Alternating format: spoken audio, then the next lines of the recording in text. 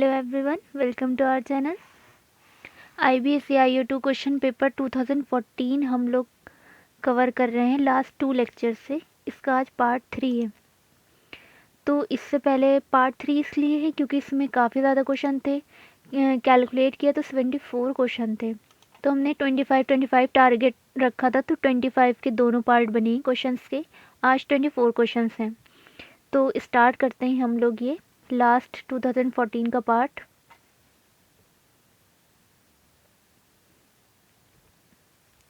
Which of the following award Satyajit रे received posthumously. मतलब मरने के बाद सत्यजीत रे जी को कौन सा अवार्ड मिला था? Dada Saheb Phalke award, Raman Magsaysay, Bharat Ratna, honorary Oscar. तो इसका राइट आंसर इस भारत रत्न, उनको भारत रत्न मिला था। तो राइट आंसर हो जाएगा इसका सी।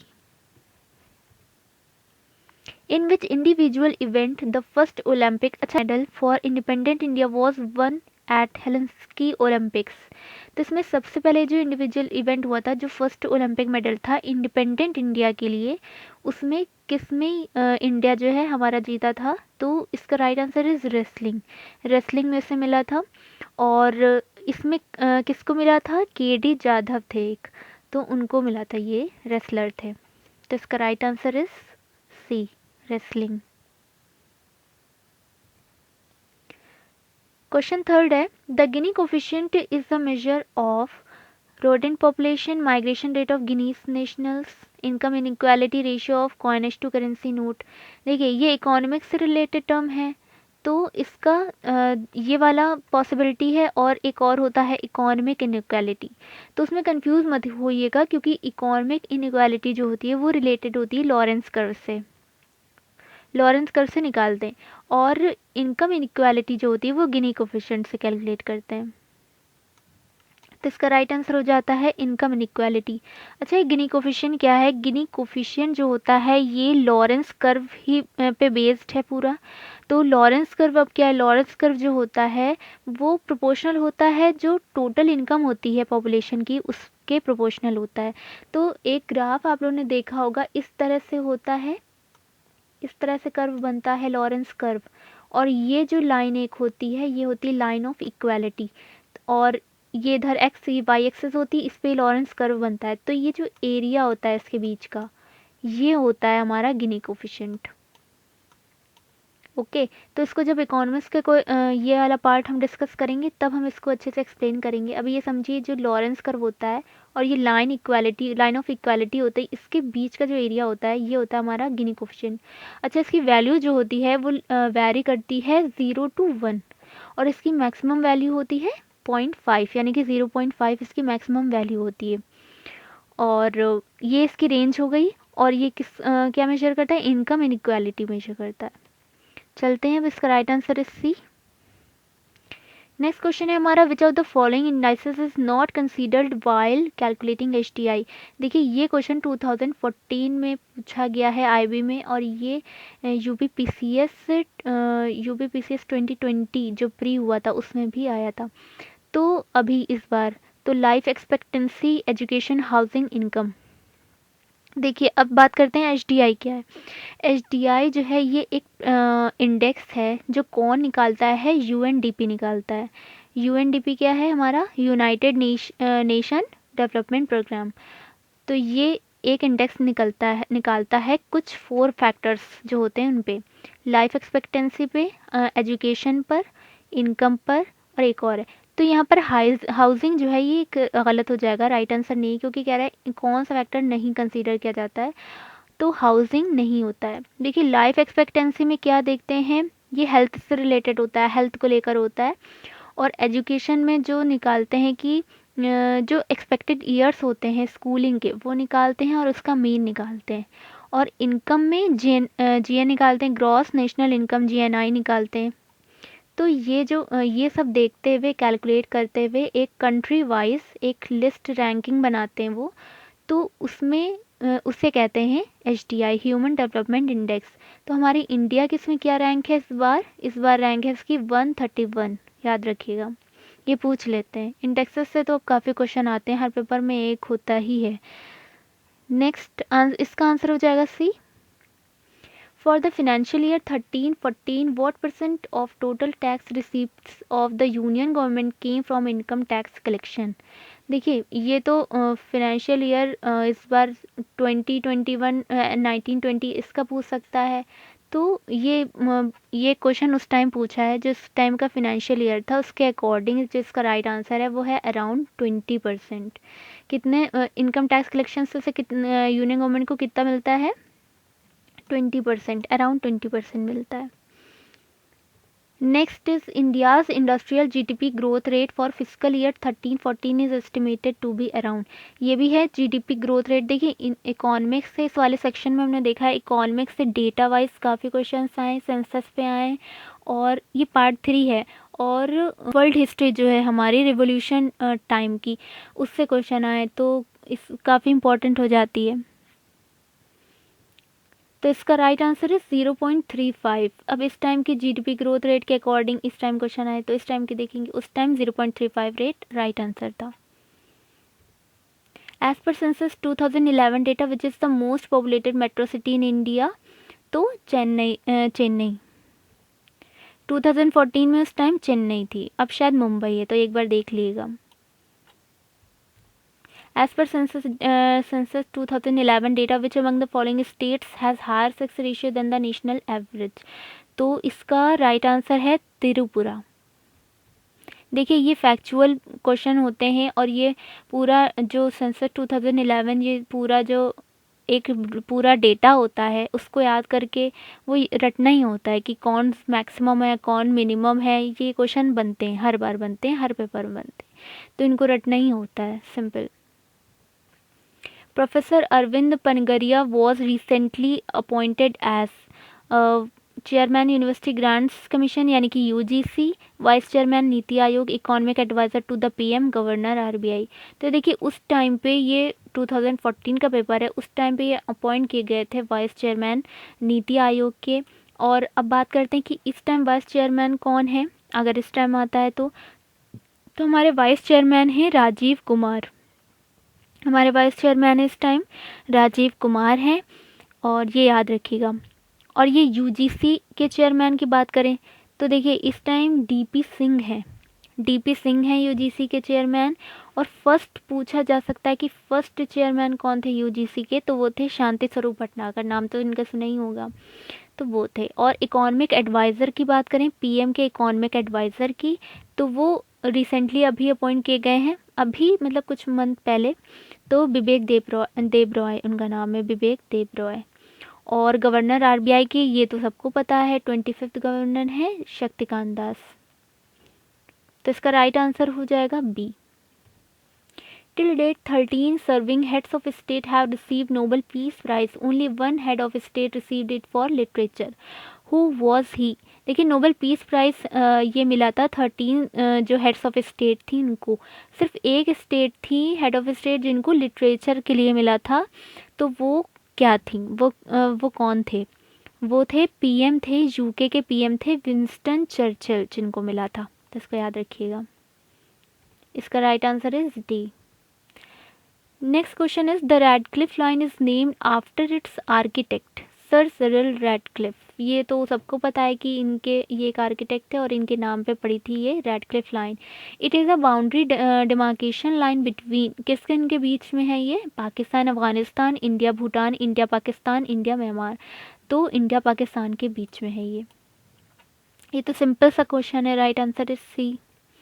Question 12, which among the following is the oldest mountain range in India. देखिए ओल्डेस्ट पूछी गई है, ये भी बहुत सिंपल सा क्वेश्चन है। Western Ghats, Aravalli range, Satpura range, Vindhya range. तो इसका right answer is Aravalli range हो जाएगा। अगर बात करें यंगेस्ट माउंटेन रेंज की तो वो हिमालय हो जाएगी। तो इसका right answer is B. Next question है हमारा, which among the following Indian rivers flows from east to west eventually meeting the Arabian sea. ये इससे पहले वाले वीडियो हमने जो क्लास 6 का ज्योग्राफी पढ़ाया है, चैप्टर 7 आर कंट्री इंडिया, उसमें इसको बताया था हमने। अरेबियन सी में गिरने वाली जो रिवर हैं वो दो होती हैं, नर्मदा और तापी, और इनकी लोकेशन भी बताई थी कि विंध्या और सतपुड़ा रेंज के बीच से इधर आती हैं और इधर अरेबियन सी में गिर जाती हैं, और उसके सतपुड़ा के नीचे इधर तापी आती है और वो भी गिर जाती है। तो ये दो ऐसी रिवर हैं जिनकी डायरेक्शन जो होती है वो ईस्ट टू वेस्ट होती है, बाकी सबकी वेस्ट टू ईस्ट होती है, चाहे गोदावरी हैं, कृष्णा कहें, कावेरी कहें, कोई कहें। तो इसका राइट आंसर हो जाएगा हमारा ए। नेक्स्ट है, which of the following national parks of India is located in one of the north eastern states, it is also are declared UNESCO world heritage site. देखिए यूनेस्को वर्ल्ड हेरिटेज साइट, इसकी list बनती रहती है, apply करते रहते हैं लोग कि इसको बनाएं, तो वो पूरा रिकॉर्ड जाता है और फिर वहाँ से अप्रूव किया जाता है, देखकर उनकी कुछ नॉर्म्स होती हैं उनके अकॉर्डिंग। तो हमारा जो इंडिया है इसकी 38 हैं अप्रॉक्स, काफ़ी ज़्यादा हैं इसके यूनेस्को वर्ल्ड हेरिटेज साइट जिसको मिला है। तो national parks of India, India का नेशनल पार्क्स है नॉर्थ ईस्ट साइड में, तो देखिए असम में है मानस, उसको मिला था, और एक और है वहाँ पे काजीरंगा। काजीरंगा नेशनल पार्क किसके लिए फेमस है? एक सींग वाले गेंडे यानी कि राइनो के लिए फेमस है। तो ये याद रखिएगा, मानस और काजीरंगा ये दोनों असम की हैं जिनको UNESCO world heritage site declare किया जा चुका है। तो इसका right answer is C. Suzanna Arundhati Roy and sorry यहाँ पे ये गलत टाइप हो गया है, an Indian author and political activist हैं, was born in Shillong, Chennai, Thiruvananthapuram, जदा। ये कहाँ से कहाँ इनकी पैदाइश हुई थी, कहाँ जन्म हुआ था? तो इनका जन्म हुआ था शिलोंग में। देखिए ये जो हैं ये सुजाना अरुंधति रॉय, इनकी अभी 2020 में भी एक लेटेस्ट एक बुक आई थी जिसका नाम था आज़ादी, और FFF फ्रीडम फैसिज्म फिक्शन इस तरह से करके था, तो इसको एक बार देख लीजिएगा। तो इनकी लेटेस्ट भी एक बुक आई थी, ये एक इंडियन ऑथर है, तो ये याद रखिएगा। Yellow revolution in India refers to growth of, देखिए रिवॉल्यूशन का 2017 में भी क्वेश्चन आया था और ये 2014 में भी है। Militancy in the north east, oil seed production, advertising industry, jaundice outbreak. देखिए येलो रिवॉल्यूशन में जॉन्डिस आउटब्रेक से जोड़ दिया, नहीं, येलो रिवॉल्यूशन जो है वो रिलेट करती है ऑयल सीड्स प्रोडक्शन से, जिसे हिंदी में कहते हैं तिलहन। Oil seed production, yellow revolution याद रखिएगा। नेक्स्ट इसका right answer is B. Next question is French revolution ended in 1790s with the ascent of, किसके एसेंट पे एंड हुआ था 1790 में फ्रेंच रिवॉल्यूशन का?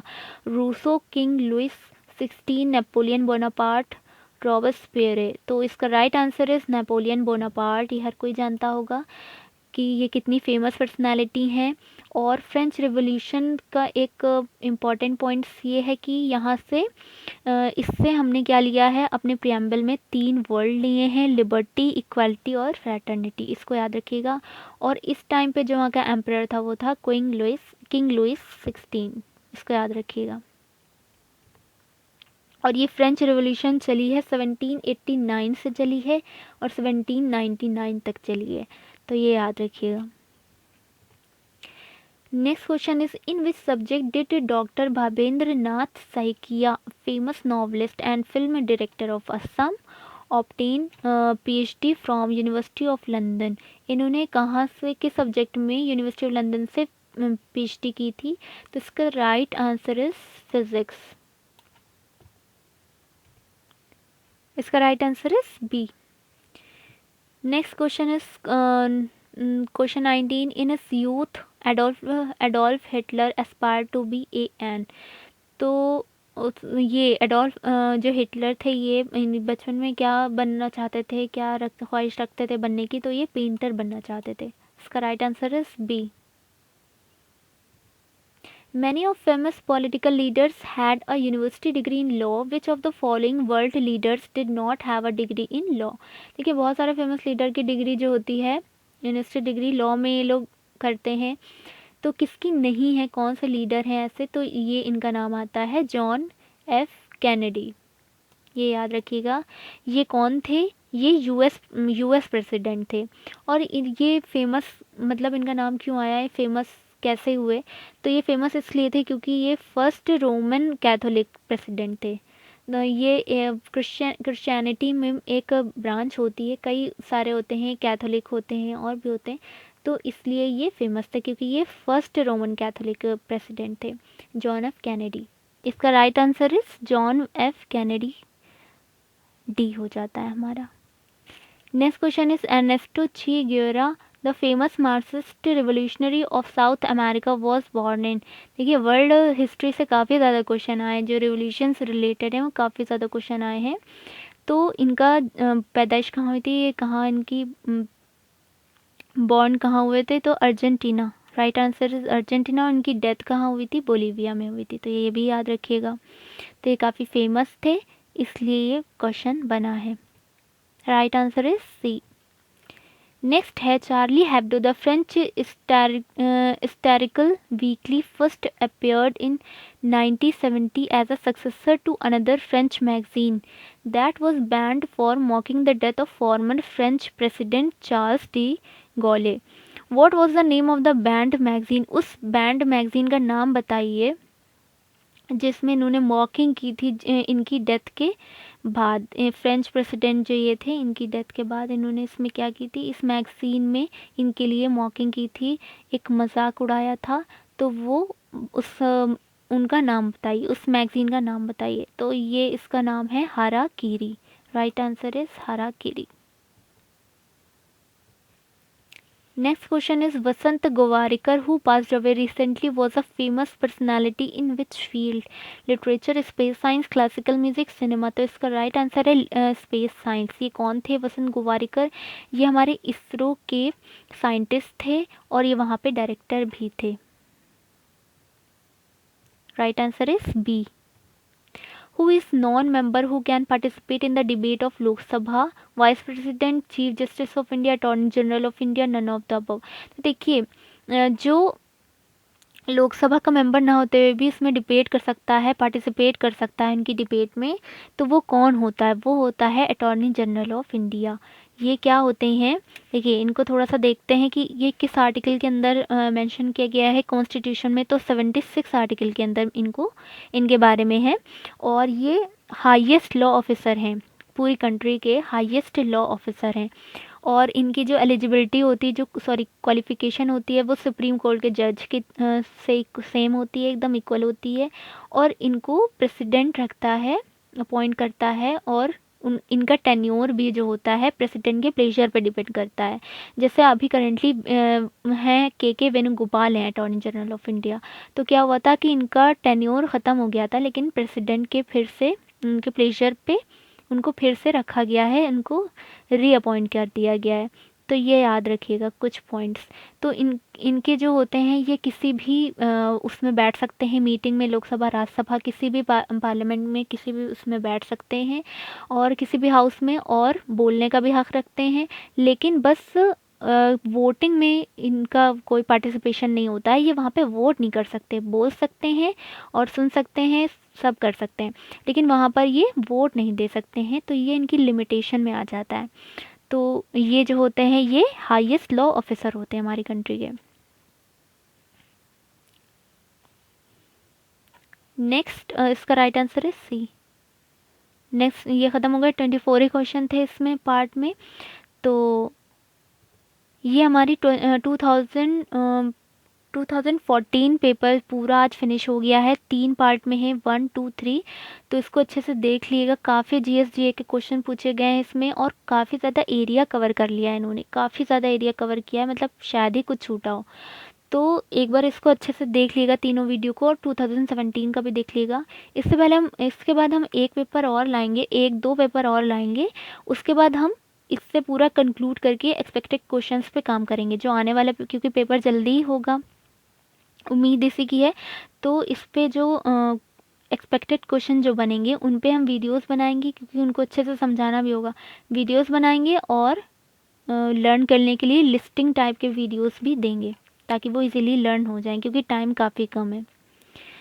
फिर मिलते हैं नेक्स्ट वीडियो में, तब तक के लिए थैंक यू सो मच।